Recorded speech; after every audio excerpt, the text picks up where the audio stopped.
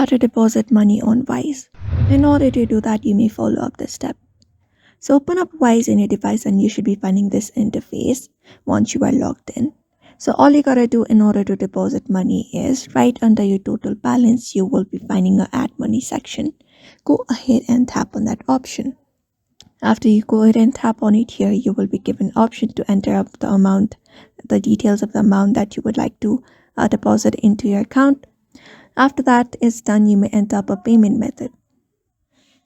So you can tap on add, and after tapping on add, you will be given different options like credit card, debit card, Apple Pay, Trustly, different options. So you may select any of the method available in order to add balance, for example Apple Pay. After that, once you've selected, you may go ahead and change the currency you would like to pay into, and after that enter the value and tap on continue in your screen. Once that is done, you need to complete up your payment. So go ahead and complete the payment by entering up the verification method, following the verification method.